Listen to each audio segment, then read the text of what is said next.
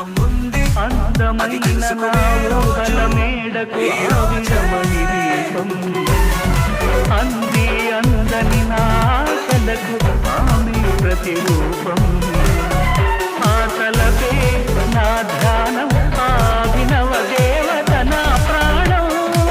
యాన్నో చదివినా నువ్వు వెళ్ళే దారిలో అందరినీ నవ్వుతూ పలకరించు, మళ్ళీ ఈ దారిలో వస్తావో రావో అని.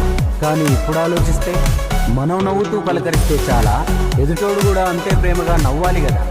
ఏ నవ్వు వెనకాల ఏ విషయం ఉందో, ఏ ప్రేమ వెనకాల ఏ మోసం ఉందో అర్థమైతే ఎల్లకాలం మీద ఇల్లు కట్టుకోను మరి మనువాడమంటూ మనవి చేస్తుంటే